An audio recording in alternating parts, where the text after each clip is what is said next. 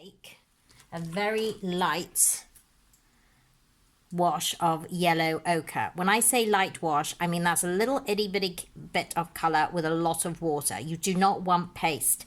I do not want to see strong yellow on this picture. Seriously. So what we're going to do is add some water here, and you can see this very liquidy here. That's all you're going to be using. And then starting at the top, you can go down. You can add more water.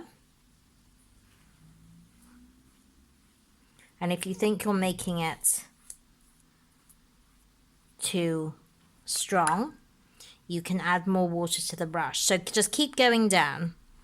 Now, this is where you need to be very careful. You're going to add a little bit of alizarin red.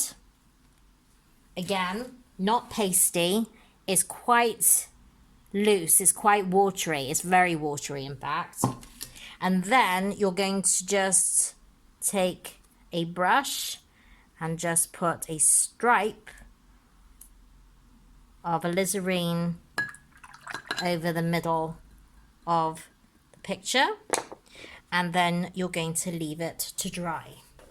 If you see beading on this side or this side, you're going to take a tissue here and you're going to gently lean it away from you, and you're going to take that off. Otherwise you're going to get what we call back.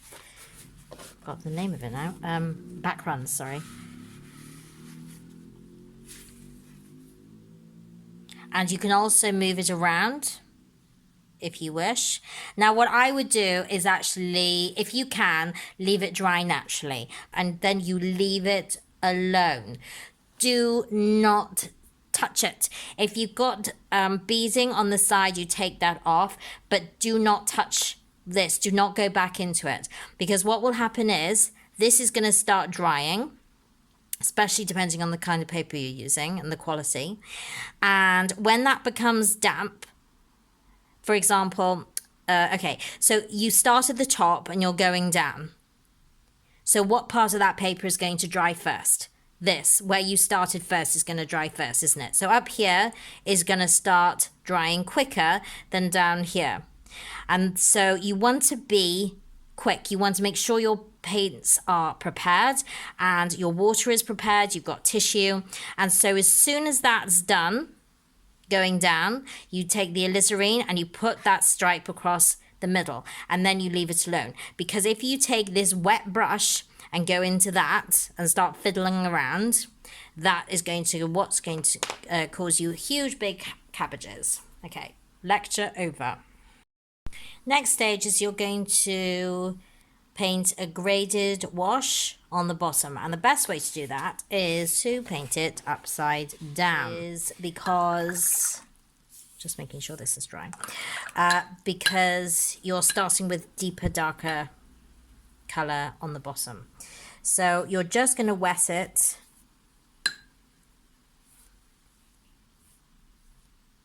just up to the horizon, no further.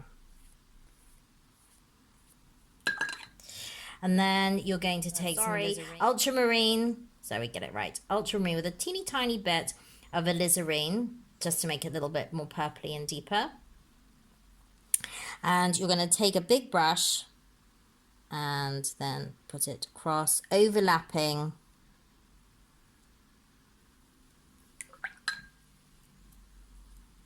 each line. You're going to clean your brush, and then you're going to keep on overlapping.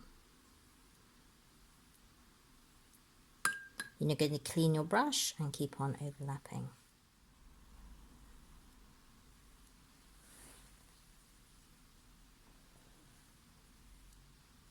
I could actually be about to tell you how to get cabbages.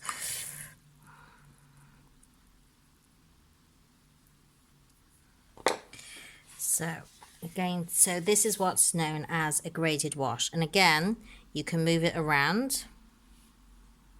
If you've got beading, lean it away from you and put this here. Then you turn it the right way up.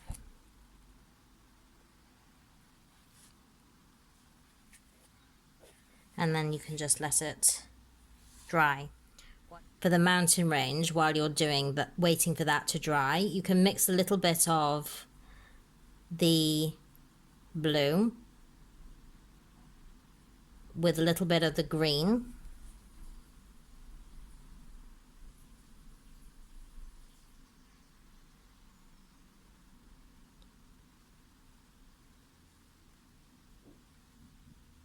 Now I am doing this differently from the picture because I wanted to show you. This is what it looks like when you do it. You wait for all of this to dry and then you just put those mountains along there. But I thought it'd be nice to have a little bit of reflection going in here.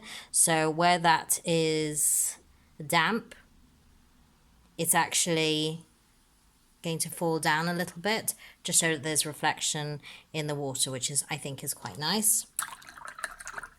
You can use artistic license. I'm going to put a hot red sun here. And this obviously is dry. Do not do this if you're on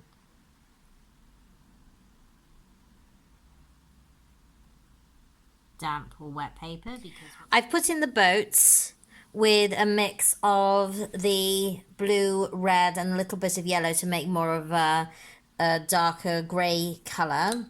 I'm just going to pop in the fisherman, but one thing I want to show you is, let me just put this in first.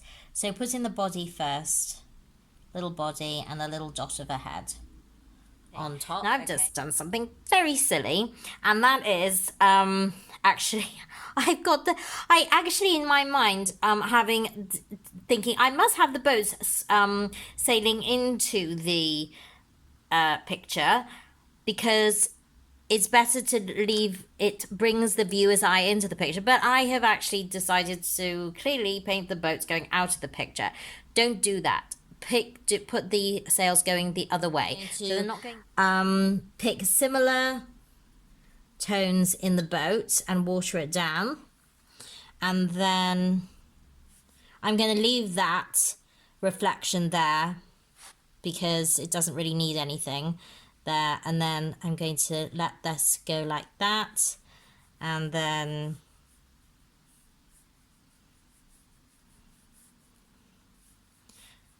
bring that down like that. Blue. And then you're just going to do ripples.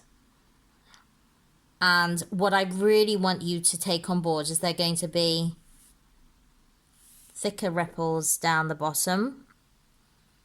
And then as you going away, they're going to be shorter.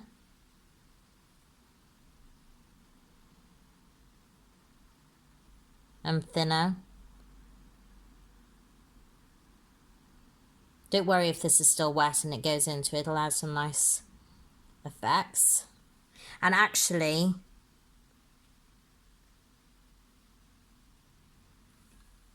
add some water to it as well so that they get lighter. So you want thicker, longer, and as you go away, thinner, lighter, and shorter.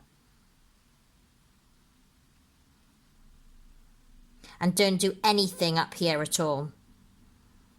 And this will give you some perspective, okay? I'm just going to add some ink to this.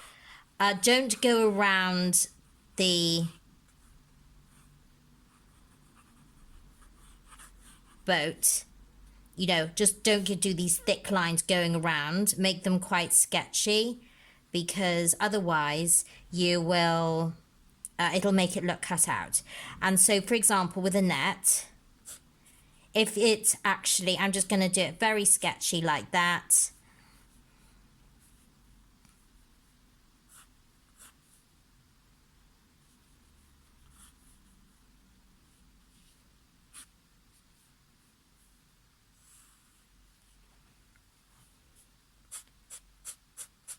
And I'm just going to just scratch some of those down so you can see the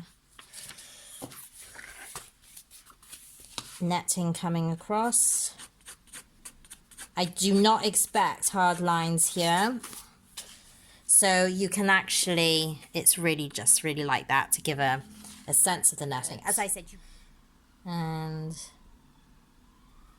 break it up. So you're not doing a thick line, and it's thicker here, thinner at the top, more broken up going down, and then make sure it's directly under the sun, she says.